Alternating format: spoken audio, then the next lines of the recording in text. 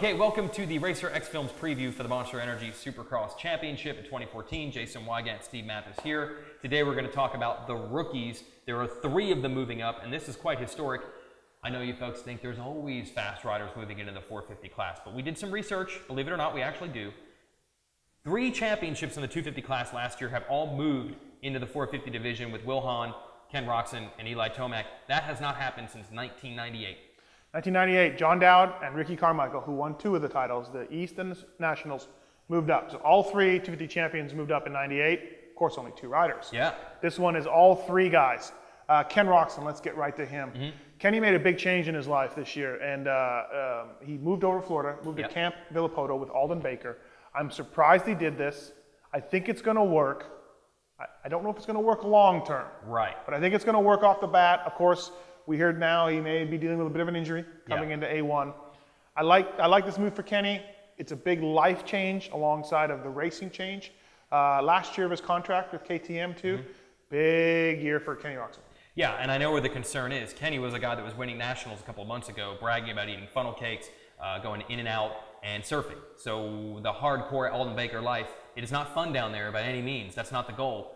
We'll have to see if he can cope with that. There's no roller coasters. No roller coasters in there's Disney World, not far away, but not at Camp Villapoto. Yeah, you can go riding, but they are not rides. As for the talent of Roczen, though, I'm impressed by it. The thing that really stuck out for me with him was a couple years ago when he first came to the United States, the very first practice session of the year in Anaheim. His first Supercross race ever, he goes out there and logs the fastest lap on that very first lap. The 94 was the first one to pop up on the board. Or I guess back then it was 194. He is a fast learner. Anytime he's been in the 450 in Supercross, he's been strong right off the bat. Almost won in Seattle, almost won Monster Cup. Fast learner. If the injury isn't bad, I think he'll get good results early. Long term, though, I think you got to look at Tomac, kind of like he did in outdoors. He'll eventually, I think, figure all this out and be good for the long run. There's no secret why everyone in the pits, if you want to talk about hype, Eli Tomac's 4-race 450 Supercross audition last year was off the charts. I think he was 2nd fastest in Atlanta at his first race. Yeah, and I thought he could win right off the bat. I thought he could have won the race. You were on the Tomac train. Absolutely, I was. So a lot of hype for Tomac when he started, and this year he's not going to be a full-time guy, like you said. I think he'll figure out. I think if you had Tomac and Roczen and there were oranges, and I think if you squeeze the oranges as hard as you can and only talent came out, I think Roczen's class would be fuller. I agree. I'm not saying he's better, or I just think Roczen is more talented than Eli. But I think Eli's background and his amateur success and everything, I think Eli will be a factor in the 450 class faster than Kenny Roczen. And that, of course, leaves us with Will Hahn, who did a great job last year winning in the East. I love Will Hahn. The media loves Will Hahn. We do love Will Hahn. We are biased Everyone loves Will Hahn. We are. We are all biased towards Will Hahn. We love the guy, but we have to be realistic about his results. I'm going to say last year's 250 East field, not the strongest we've ever seen. Not nearly as loaded as the West was. That's not me. That's not me. So I think you have to be realistic with your expectations. I think some people are almost too high on Tomac and Roczen, expecting them to win the title the first year out. I don't believe that's going to happen, but I think they'll be very good and can win races. I think for Hahn, you've got to be a little more realistic, and I think he is, to get solid finishes, try to get in that top 10. Now, I thought he'd be a little better in some of the off-season races that he did. No? He was fine. Will Hahn, I went to Bercy this year. He was much better at Bercy on the 450 than he was the year before. Okay. I saw improvement from Will Hahn, and I see more continual improvement this year. He will get overshadowed by Eli Tomac and Ken Roczen, but we will see a solid, steady rider, and he's a good guy. We do love him. He's a good guy. Speaking of good guys, we have one more person to weigh in. Let's send it live to Boise, Idaho with our man JT Money weighing in on the rookies. So we have 3 rookie guys moving up. Will Hahn, Eli Tomac, Ken Roczen. All 3 of these guys are going to be in the mix, I think. You know, 2 of them are coming off of White's titles in Supercross last year. Tomac just missed out. A lot of expectations on them. You know, I'm sure their teams are telling them no pressure, you know, first year, just sort it out. But I know these guys are all winners. They all want to be in the mix, and they don't want to go out there and disappoint anyone. These are big money guys on big teams, on really good programs. So, you know, I think that they have their work cut out for them. They're jumping into a field with guys like Ryan Villapoto and Ryan Dungey that are very established.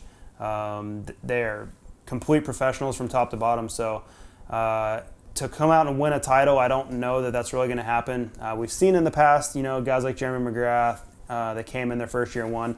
I don't foresee it happening with these guys, But if they won a race or two, that wouldn't shock me either. So it's an exciting time for all of us fans because we have really, really solid contenders moving into the class to challenge the established pros. Okay, that's our man, Jason Thomas, former top privateer. Wow. That's how he rolls.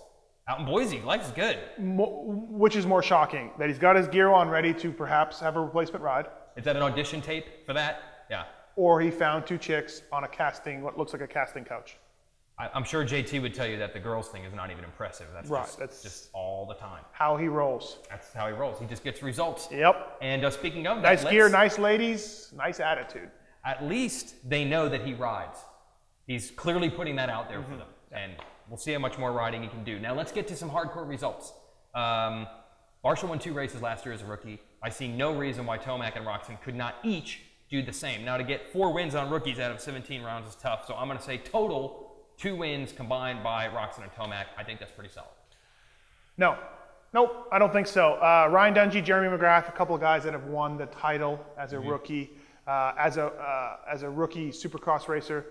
Hasn't happened too many times. No. Barsha won a couple. It's tough. You have to get a win before you can win a title. I don't think they get wins this year, but I think they get wins in the future.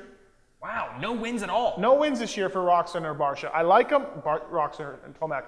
I like them, great riders, fantastic guys. They will have many wins, but in 2014, Ryan Villopoto, Ryan Dungey, James Stewart, Justin Barsha, Trey Canard. Every one of those guys except Barsha beat last year to get 2 wins. Yeah, I don't like it. Look, you're a hater. You have your opinion, I have mine. You don't like Will Hahn. But, so. Well, I don't. I'm going to say right now that I would think if Hahn is getting 7th, 8th, 9th, something like that, in this field, how deep it is nowadays, you need to readjust the standards. Top 5 used to be where everybody wanted to be. I think now you've got to go top 10 or even at times, top 15, be satisfied with that. I like Will, great guy, as we said.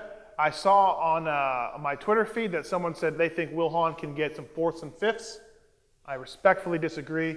If Will Hahn ends up at the end of 17 races inside the top 10, that is an accomplishment, and that is a victory for him, and he can build on that. He's going to give you his all, but he's simply not on the level of those top 6, 7, 8 guys.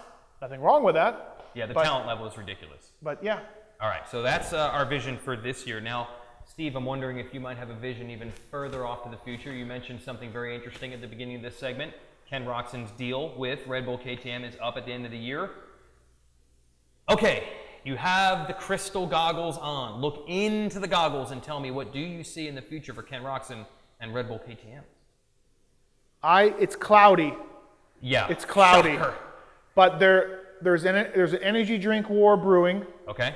You don't need goggles to know that. There's an energy drink war brewing, but Ken Roczen will ride Kawasaki in 2015 as Ryan Villopoto's teammate. Villopoto, I sense, has a couple more years left. Wow. Kenny, yes, he loves the bull that is red, but he also is a monster, and I see that happening. Wow. Well, that would make it an all Kawasaki family down there in Florida with Cincerlo, Villopoto, and then Roczen. Maybe that's happening.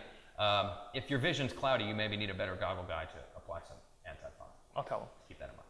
That's going to be it for our rookie preview. Keep watching here on Racer X Films. We'll have more previews of the 2014 Monster Energy Supercross Championship.